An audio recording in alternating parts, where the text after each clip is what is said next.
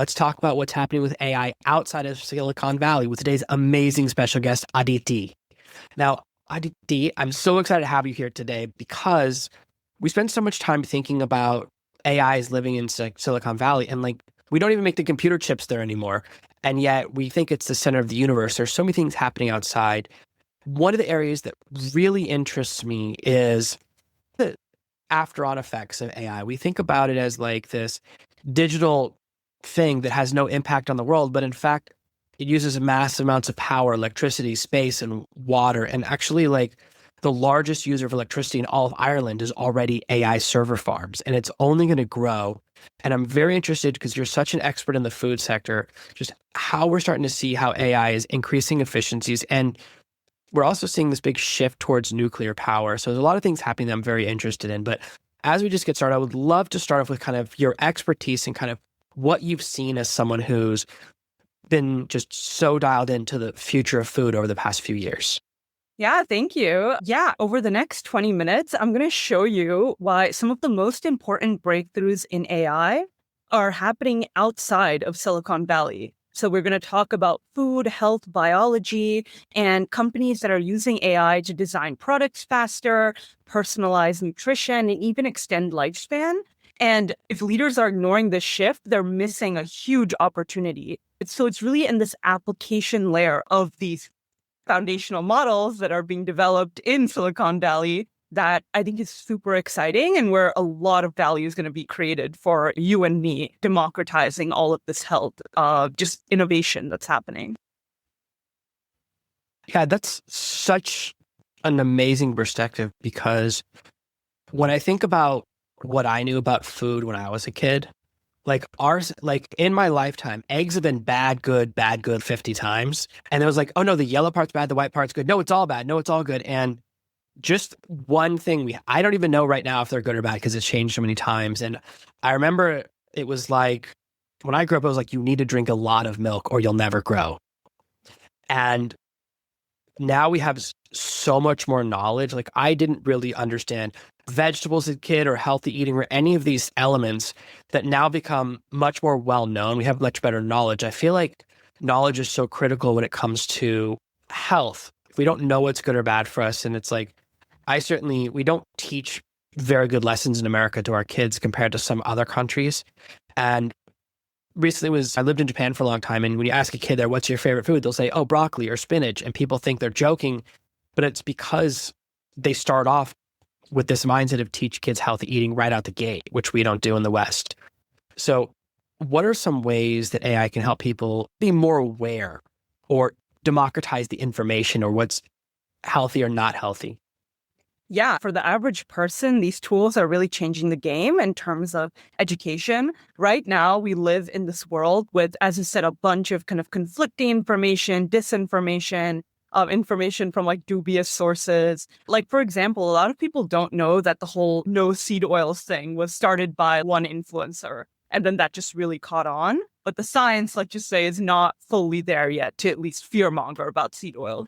So things like that consumers are very confused right now. So what I'm seeing with AI on that consumer side is like apps that you can download the app, scan the barcode of whatever food you're trying to buy, and it'll tell you if there's any like crazy additives in there or ingredients you don't want in your body. And it actually gives these like foods a rating of like green, yellow, red. And so a lot of that kind of I'm seeing. And then, yeah, I think a lot of it's people are using these like foundational models as a personal health companion, right? So you can personalize the model, tell it all of your symptoms. And a lot of people are using that instead of a primary care checkup. So there's that aspect of it. And then I would say the final kind of innovation I want to touch on is this idea of like wearables.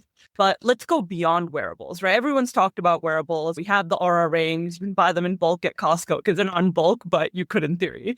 It's like, it's almost commoditized, right? So a really interesting innovation I saw recently is the idea of bringing a health screening to your smartphone, right? So everyone has a smartphone. Even people in developing countries generally have smartphones. And the cameras on these phones have become very advanced. All of the sensors are advanced. With this technology, you can take a 60-second video of your face and it'll tell you if you're anemic, your heart rate, your blood pressure, your just kind of overall health, just from a video of your face. And then if you talk into it, it gets further like data points about your voice, about your cognition, so I know it's this idea of how can we democratize access to prevention and health? Because in the past, our health system has really awarded kind of treating disease, right? There's so much money in treating cancer and heart disease and just less money in prevention. So I think if we can democratize that prevention, it's really going to change how people live. That's such an interesting angle. I actually just used it to diagnose something last week. One of my feet was swollen, and then my wife was like, "You're in kidney failure." I was like, "I don't think so. I think I just worked too long." And it went away after a day, but it was like, there's this thing that people do, like you'll go to WebMD and you'll say, "I think I have this," and you'll assemble the symptoms and you're like, "I'm dying." And there's this misdiagnosis issue. We're starting to, one of the dangers with traditional models is that they're like always agreeable. So if you say, "I think I have this, here are my symptoms," it'll go, "Sounds like you probably do," because it's being agreeable. So I know one of the challenges, and that's why you need a more specific tool, is one that like doesn't do that, focuses more on accuracy rather than agreeing with you. Because we are seeing this massive trend of people self-diagnosing like more and more. But I do like this idea of that it's using actual data points because I took a picture of my 2 feet and then I took a picture of my foot the next day. I was like, does it look small or big? Because I can't tell. Do you know what I mean? When you're in your head, you're like, it's so much bigger, and the thing's like, no, it's smaller, relax. And it really helps to have that objectivity.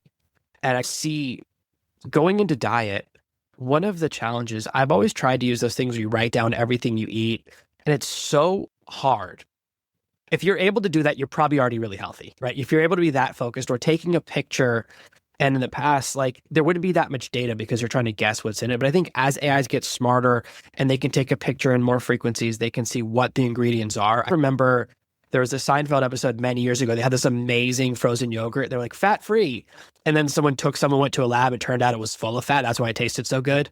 And just the thought of you could take a picture and it would immediately know, because there is this challenge of what ingredients are you using. One of the things that's really interesting is here I live in Asia, and MSG was never like negativized, like it never had people turn against it. So it's so common here. They sell it in every single gas station, every single like small market, every 7-Eleven has it, and you can buy in these tiny packets, and it's so frequently used. Now, I get a headache from it, so I always know when it's been added to something I eat, and I don't know if that's just me, but it's something that we don't, again, like you talk about it, sometimes like the science is like a little out because they were like, "Oh, monosodium glutamate is so bad for you." Now they're like, "No, it turns out it wasn't that bad for you. Maybe it's fine." And it's very hard to keep up on what's healthy, what's not healthy. And people's definition of healthy is so broad that it's amazing just like how different what people think is a healthy food versus not a healthy. If you look on a food delivery app here for healthy food, it'll show you like KFC. Like it's almost impossible to order vegetables.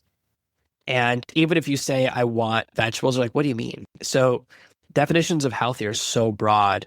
And when I lived in Japan, if you said, "I'm a vegetarian," "Oh, so you just eat fish and birds?" Like they can't, it's so rare there, they can't wrap their heads around it.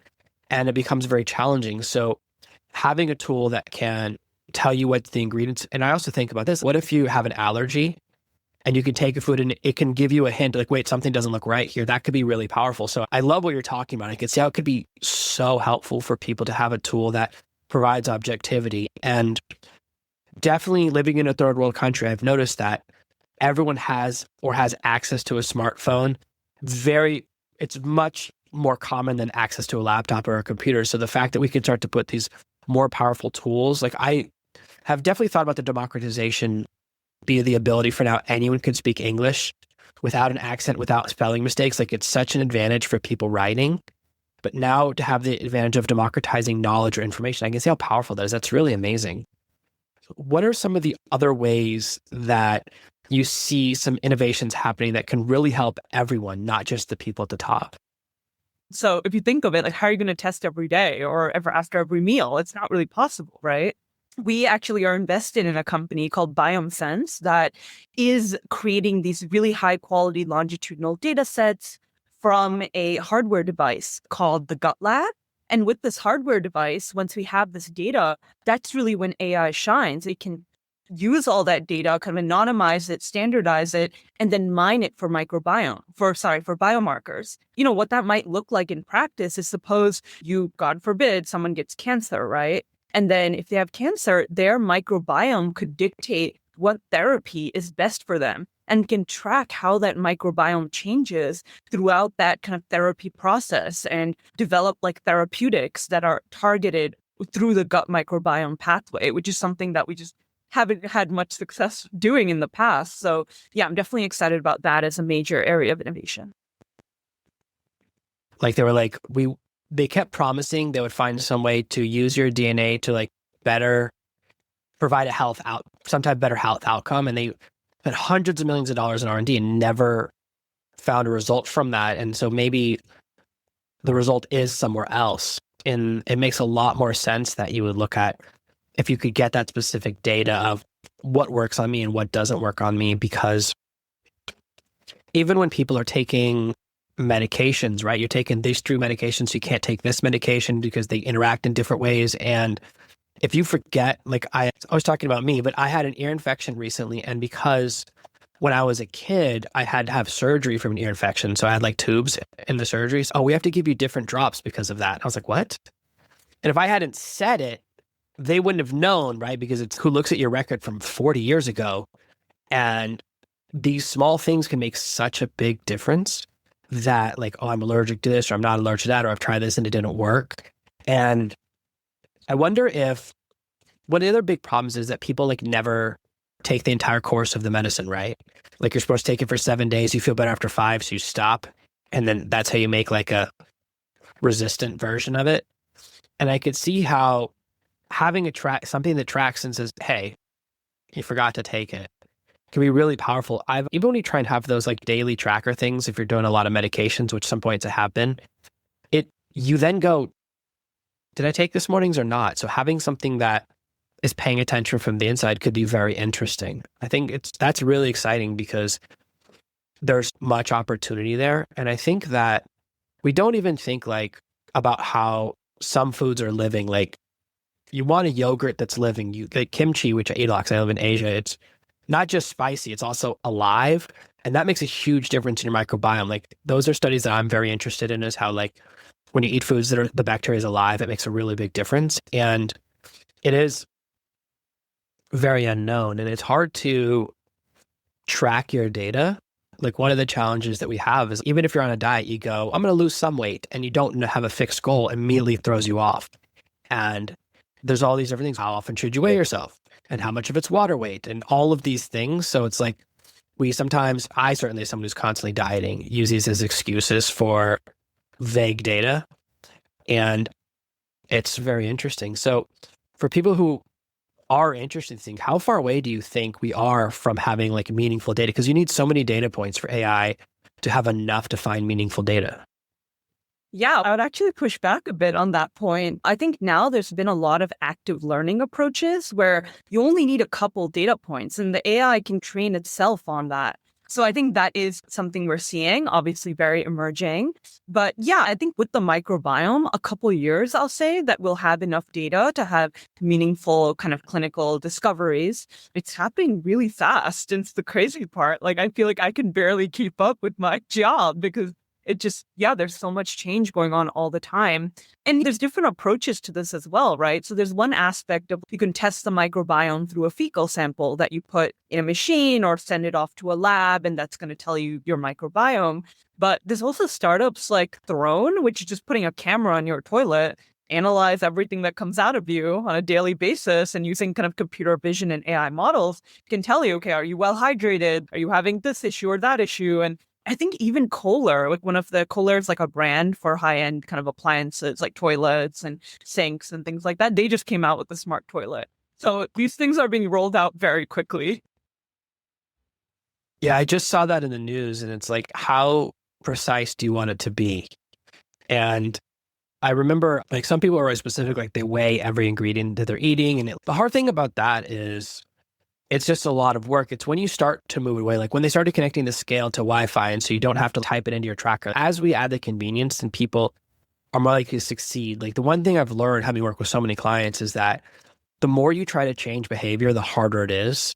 So when you can, people are always going to use the bathroom. And the thing is, I already know if I had one of those in my bathroom, my kids would only use that bathroom.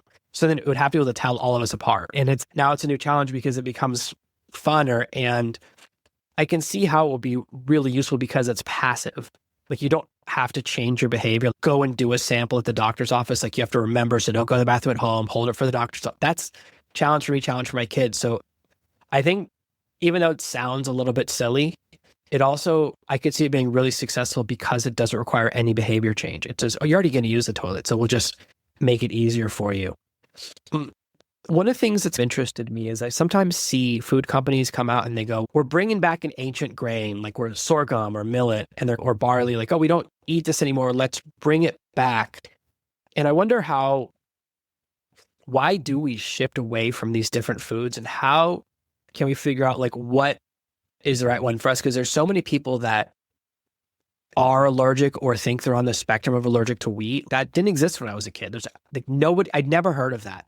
And now it's 3 in 10 people have it or something, like seems, and it's like, so you have to switch to these alternative grains or alternative things. And do you see AI and like technology helping us to figure out how to use some of these resources we just seem to have drifted away from for some reason? Yeah, absolutely. I think just zooming out, we're in this very interesting time where it's a convergence of these kind of ancient practices, like people are eating beef tallow and they're eating lots of meat and protein. And it's this Americana type attitude where we're going to be cowboys and we're going to be super wild. I don't want anything artificial. I have like my nicotine that's like really popular right now. And then we have all of this tech innovation that's like promising to bring us into this like next century in this world. So yeah, it's a really interesting contrast. And I think about that a lot. So yeah, I think with the kind of, is tech helping us be closer to our roots? I would say absolutely. And so the issue with the American food supply is that it's extremely concentrated. So, if you think about it, most of the calories from the American diet are coming from sugar, corn, wheat, soy. Like I just named most of it, right? Those are the commodity crops that we grow. And partly it's because of farm subsidies and different policies. Like, sure, there's all of that. But then there's this question of how can we rewild the American diet? How can we just diversify, forget rewilding, like just stop eating these like few vegetables, right? So there's this company called Sicer. I love them. So they are creating like new varieties of chickpeas that have more protein, fewer carbs. And yeah, you could say, okay, it's genetic modification. In reality, we did have many varieties of chickpeas that have now all been consolidated into this like commoditized, like high yield, low nutrition type of product. So yeah, I'm excited about getting more of that diversity in the food supply. And there's quite a bit happening on the ag tech side. And I know a lot of it's controversial. Not everyone wants kind of GM products. But my pushback is that almost no vegetable or fruit we eat today is quote unquote natural. Like they've all been bred in some way or to be sweeter and have better yields and all of that. And some of our favorite fruits and vegetables like don't really exist in the wild, right? Bananas are awful in the wild. Have you ever had a crab apple? They don't taste good. I think there is an aspect of, okay, our produce is modified, and how does that really look like in kind of the new world? And how can we diversify diets and palates? And yeah, on that allergy side, also seen a lot of innovation there. So there's some therapies now, a lot of people aren't aware of these, where you can basically cure your allergy. And the way it works is that they give you a very like microscopic dose of a peanut or whatever that protein you're allergic to in something like a toothpaste or in drops that maybe you just add to water or you just take every day. And then slowly you can ramp that up. And for some people, like at the end of a year or 2 years, like they're able to eat peanuts. Other people, maybe they're just less reactive than they were before. But yeah, that's something that's really exciting. I know allergy sufferers, that's like a huge segment in the US. So yeah, I'm definitely pumped about that. Yeah, I think that we have, like when I was a kid, corn used to look different. Like you'd get 3 ears of corn and it would look like 3 different things. And now every corn looks like it's the same, like a clone. And we are so used to, and I think that's the thing that definitely happens in America. We always want it to look the same as it did last time. And so if you had one hot dog that was 5 inches and one that was 5.5 inches, you're like, what's going on here? Because you want that uniformity. And it has led to that in a lot in our food supply and a lot of places that like are very strange. Like all chickens should not be the same size as each other. Like all corn should not look the same. And I think that one of the things that's really strange, I think when people push against GM, it's that we've invented seeds that like don't self-replicate. So like you can grow one thing of corn, but then you have to buy seeds again. Like that's, I think the fear people have with GM is that it's usually profit driven, which is like, how can we get more, what is it, like corn syrup into cows to make them fatter so they seem more valuable? And how can we put it into every drink? And it's why like American Coke tastes different than in other countries because we don't use real sugar in it anymore. So I think that is one of the areas where people's fear come from, is that when you see large like farming companies get involved, they tend to be so profit driven that it doesn't benefit the end customer. If you ever look at like how chickens happen in America, it's horrific. Everyone says cage free. It's like they're in like a nightmare basement. To be free range, they just have to see like sunlight for 6 minutes a day or something. That's not free. That's like what you get when you're in like supermax prison. You get a full hour of sunlight. So they get less, but we have these tricky terms that don't mean anything. Like free range doesn't mean anything. Cage free doesn't mean anything. You think free range, it's like, it's a wild chicken that someone caught. That's not, like, that doesn't exist anywhere. And so we have these terms that kind of distract us. I think, what do they call it? Like greenwashing, where they make you think something's healthy. So I think that is one of the areas where why people are trying to do this shift towards non-processed foods, because it's like then there's a hope that it hasn't been messed with too much. And I think that's why people push against GM, because I think it always starts out with an altruistic motive. We can give more people access to something that's healthier. And then someone's like, yeah, but we can also make more profit if we make it addictive. If you look at how many, I know you mentioned nicotine, like how many, if you look at an American cigarette, there's like 177 added chemicals or something.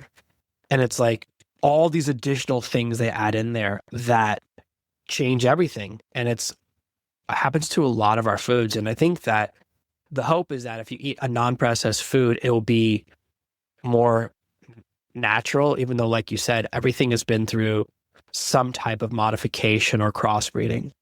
Yeah, absolutely. And I think a lot about something that's called like a metabolic reset. And right now we're in this time where it's big food against big pharma. You have two Goliaths like battling it out. This war started with pharma, and it started with Ozempic and the GLP-1s that have really flooded the market. Today, like more than 1 in 8 Americans has been on a GLP-1 before, which is insane, right? These drugs came out like maybe a year and a half, 2 years ago. They were around before, but they're really being used as like a weight loss tool.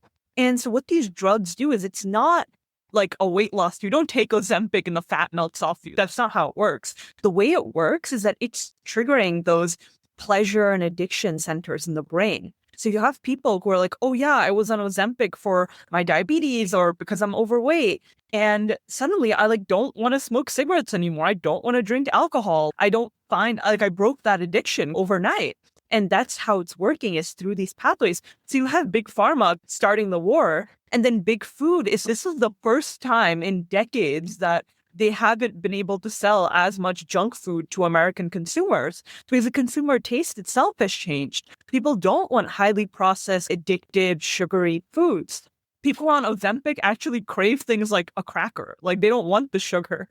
Big food is now, how do we respond to this? I'm seeing high, like nutrient dense foods, high protein, low in calories, more like savory. And so they're trying to respond by coming out with supplements and foods that are convenient for GLP-1 users. Yeah, while it's great if people don't eat any processed food, like we still live in a culture that's very fast paced and women work and things like that. Processed foods are just more like convenient for people. So yeah, I think it's really interesting how this is going to play out. But I would say my money's on big pharma just because they have better margins and they have a lot more money. And yeah, potentially a lot of innovation coming out on the kind of pharmaceutical side there. Wow, it's really interesting to think how much, if 1 in 8 people is taking it, how much they have to shift. If they want to eat something different.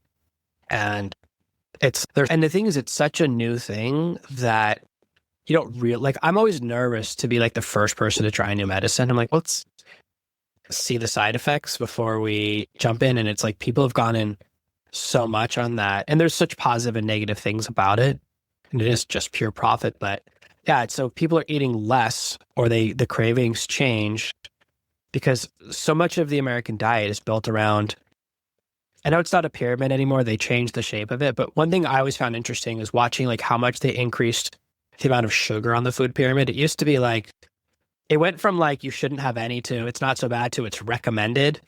And it's like, sugar's not good. If you're watching this episode and you don't know, sugar's not good for you. There's no part of it that's good for you. So the fact that it's on the food pyramid, I guess they call it a plate now. Maybe they changed every few years the shape. But I remember when I was a kid, it was like you should eat 13 like servings of grains a day was like the recommendation. That's so much. I don't think I could eat 13 handfuls of rice in one day. Like that's a small serving of a grain. It's so much that I don't know if I'm much older than you, but I remember when they would send pictures, they would show you pictures of a balanced breakfast. They would show you cereal. This is part of a balanced breakfast. And it's like huge. It's like 3 glasses of orange juice, a glass of milk, your cereal, then like all these other things. And it's like a huge breakfast. It's like the cereal doesn't even really need to be there.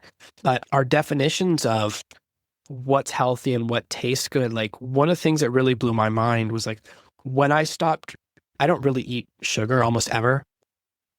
And I drink the Coca-Cola I drink is they use stevia in it, which my kids think is so gross because they do drink real Coke. They're like, that's disgusting. And it's if you don't eat a lot of sweet stuff, your definition of sweet really shifts.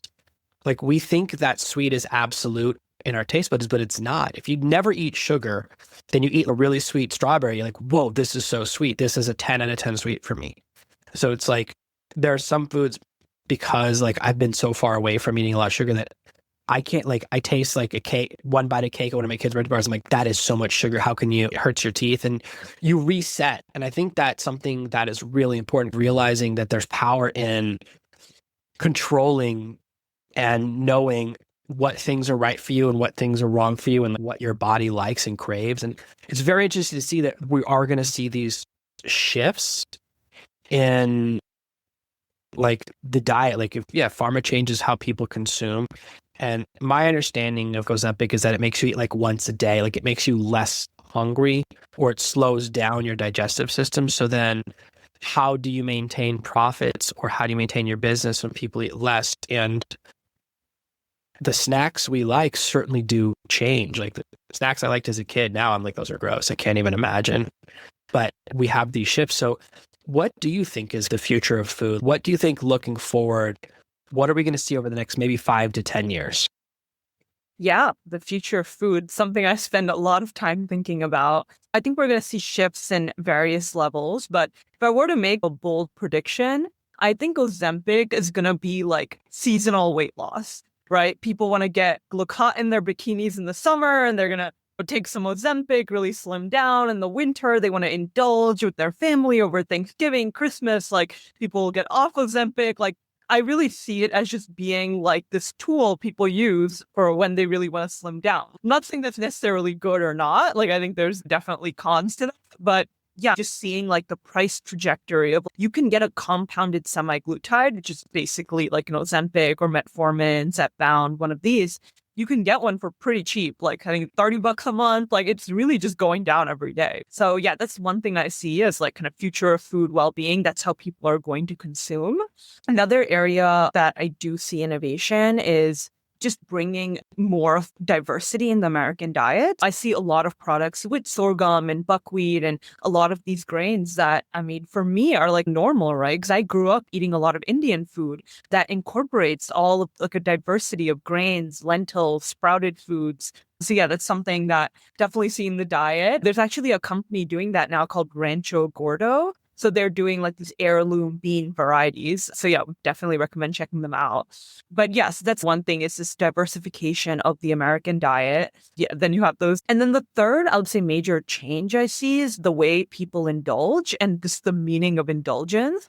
right? That's already changed a lot. Imagine in the past, it's okay, I'm going to eat this cake and these mashed potatoes and I'm going to be with this big family. And a lot of that is changing. First of all, big families are maybe you being the exception, but at least in the US, family size is definitely getting a lot smaller and people aren't having kids. And then with people wearing like all of these wearables and stuff, like people can see the impact of a wild night, of alcohol drinking, of marijuana or nicotine. They can see that in all of their data. And Aura rings are extremely gamified, right? It's going to tell you if you indulged too much the night before. So I see the bar of the future as being, I would say, about 20 to 30% alcohol. Because already Gen Z is like the lowest drinking levels of any generation. Right? So this is already changing. So 25 to 30% alcohol. Then you're going to have the THC drinks, which are exploding right now in the US. They're literally everywhere, Delta 9 THC. So, some percentage will be that. And then we'll see other kind of mood altering drinks like kava drinks or just maybe functional mushroom drinks, things like that. And then we'll see that health and wellness, get your vitamins and get your little high type of thing. So yeah, I think the bar of the future is going to be much more diverse than what we see today. So I think that's going to be a major shift.